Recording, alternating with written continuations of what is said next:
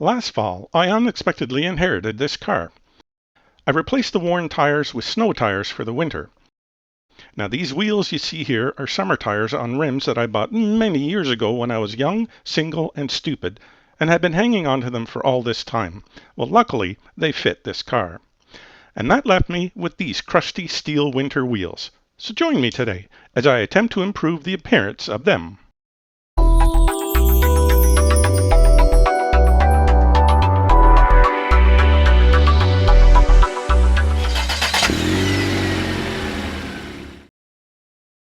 So as I mentioned, these are the wheels that were on the car when I got it, with new winter tires mounted on them.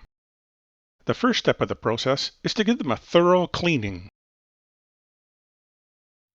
I'm using some regular dish soap, industrial strength purple degreaser, and a stiff bristle brush.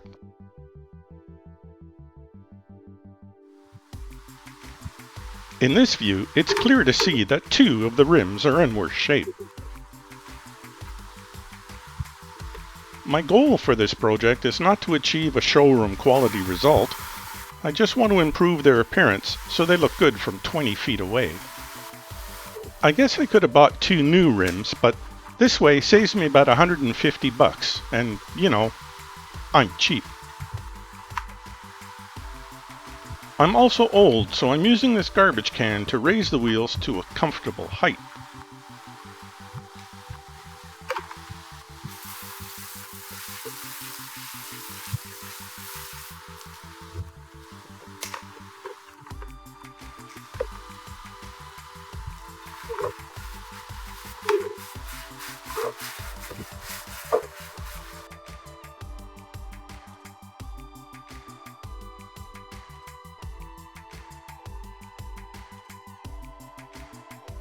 I'm not too concerned about the inside of the rims. I am going to clean them and treat them with rust proofing, but I'm not going to bother to paint the insides because nobody sees those.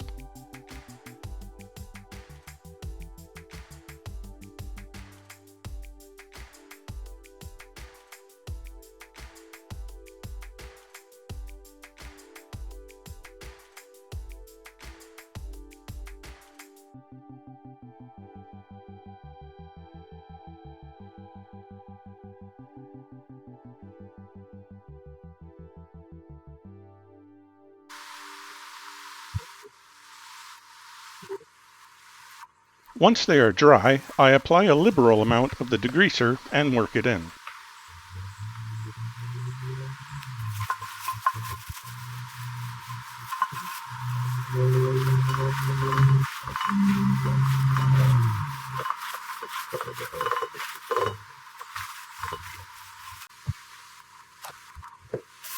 Once they dry from this step, I am ready for the next step.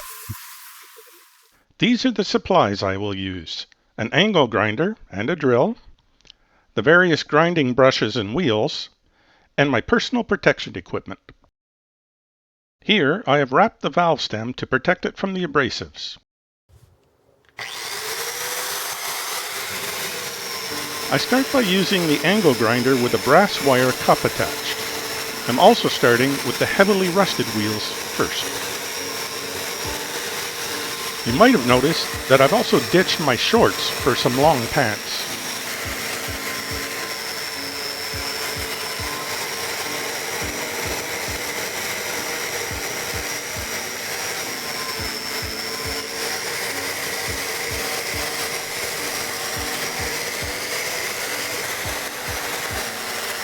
There is quite a lot of rust buildup on these rims, so I'm taking my time, removing as much as I can.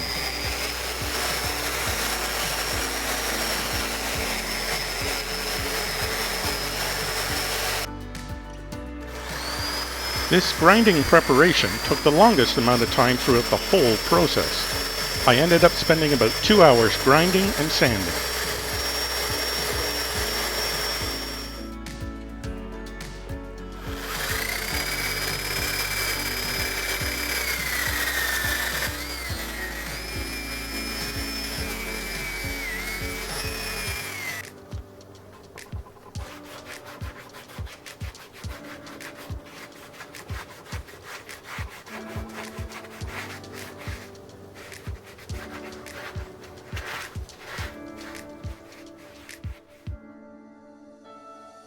I've owned this tool since before I was a teenager and have always kept it in all my toolboxes. I'm using this tool to remove the valve from the valve stem. I'm being careful to catch the valve as it shoots out, otherwise it would just be a clicking noise on the other side of the garage, never to be seen again. I made this tool in my workshop to help break the beads of the tires. I cut a shallow bevel on the upright piece and attached it at a 90-degree angle, and I've rounded over and softened the edges that will come in contact with the tire.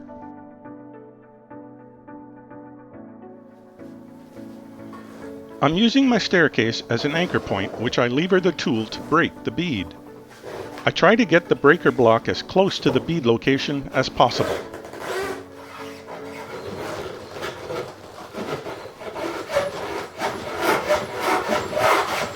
The wheels in the background are completed and were fairly easy to manipulate, but the two rustier wheels took a little bit longer to break.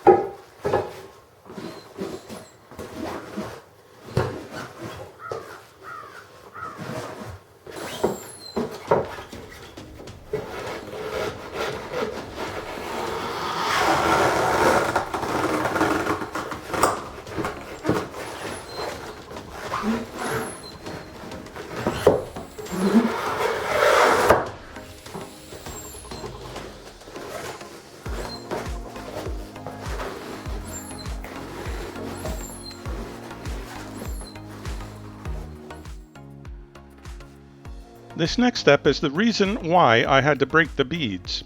Using a large garbage bag, I fashion a barrier to prevent getting paint on the tires. Here, I am locating the center of the bag on the rim. Then I roughly measure from the center to just about 1 inch shy of the edge of the rim.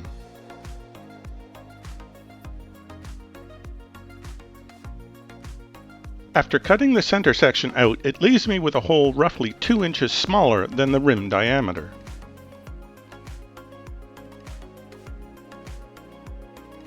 This sizing allows me to stretch the bag around the rim to ensure a tight fit. Because the lip of the rim is exposed, it allows me to get paint under the edge where the tire joins.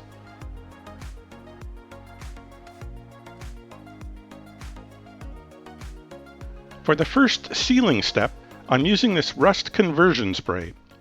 This compound attacks rust and converts it into a black metal which is ready to be painted.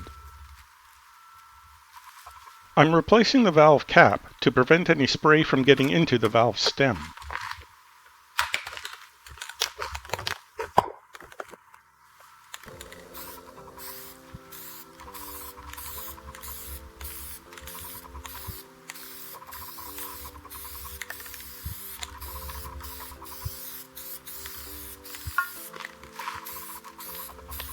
I'm applying quite a heavy coat, seeing that there's still a lot of rust present. The instructions for the spray claim that once dry, this compound acts like a primer coat.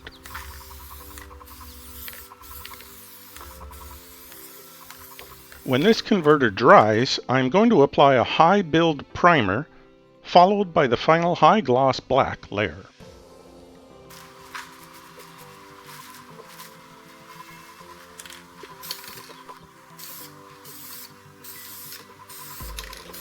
The primer instructions recommend a light, dry coat for the first step. I'm trying very hard to suppress my instincts to lay down a really thick, heavy coat at this step.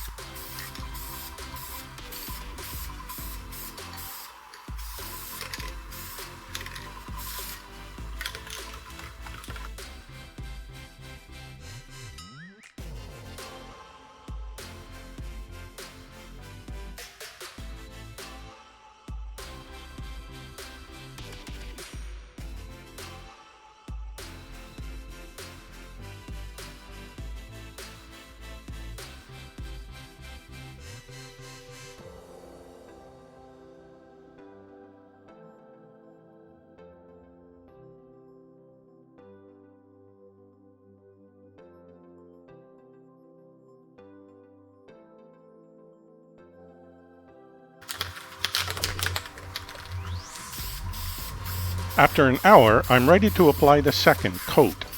This application will be a medium wet spray.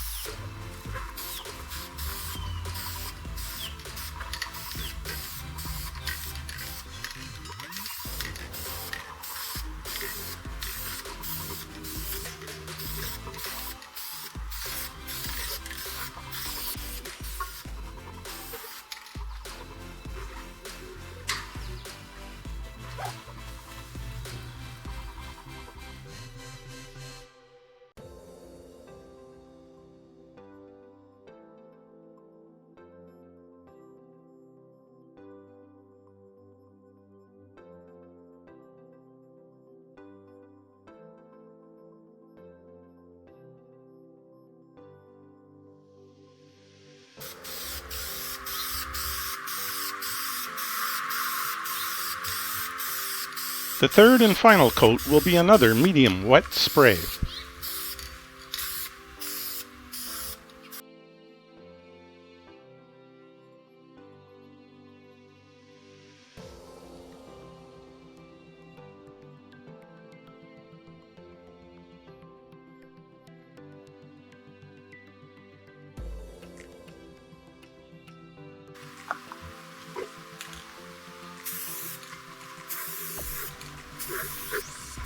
So now it's time for the color coat. Having left the wheels to dry overnight, I begin again with a light, dry spray. I am noticing, however, that this spray can nozzle does not give me the same controlled spray that the primer nozzle gave me.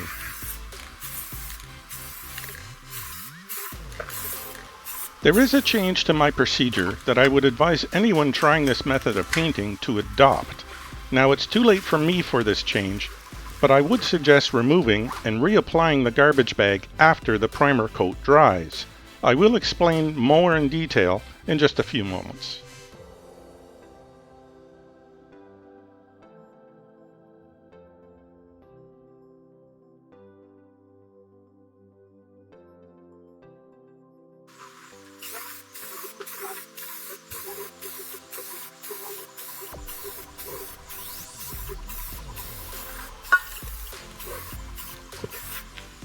My second color coat is a medium wet spray.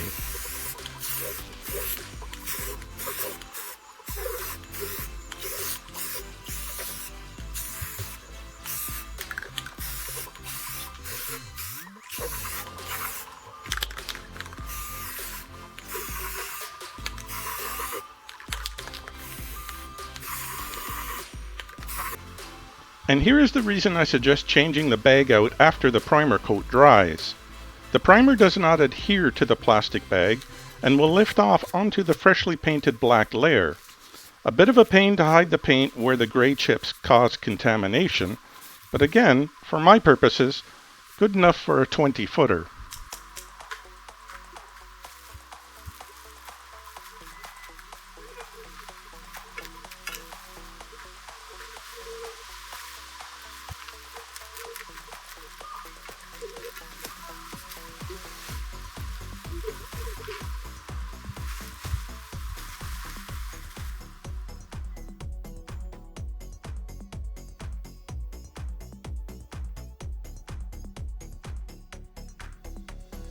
With the bags removed, it's time to reseat the beads and reinflate the tires.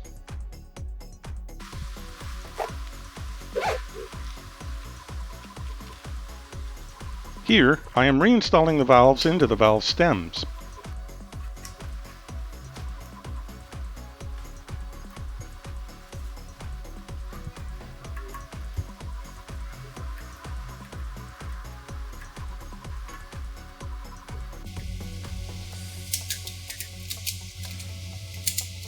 To help the bead seating process, I'm using a ratchet strap to compress the tire slightly.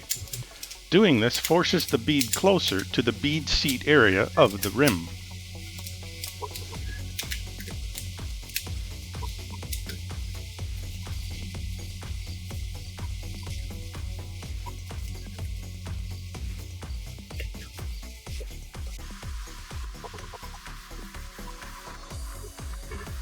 I'm using dish soap here to help lubricate the bead. I'm showing this method to demonstrate that you do not need a high horsepower, high tank volume compressor for this. My small 3-gallon tire inflator rig will work just fine.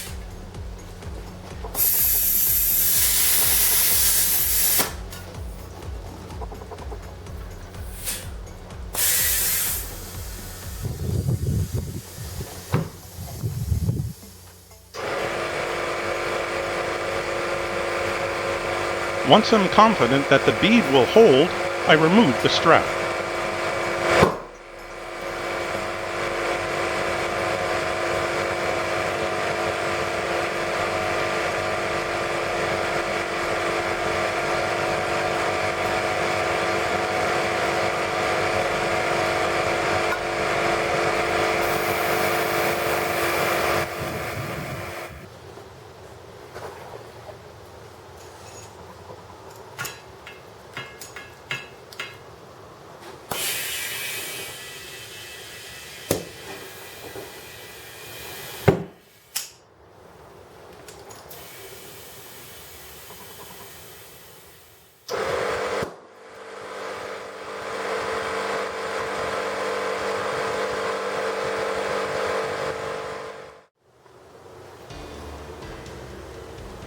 At this point, I'm ready to reapply the wheel weights. I could get them rebalanced again, but, you know, cheap.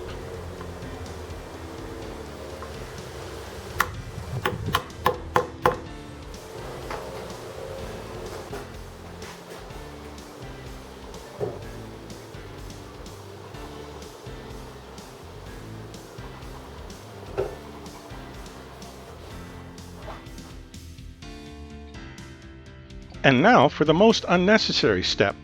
This stuff will just wear off after the first drive in snow.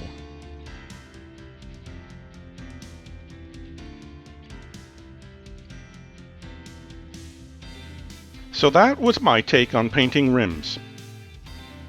Was this the best method? No, but she's a good 20-footer. And that's all I was looking for.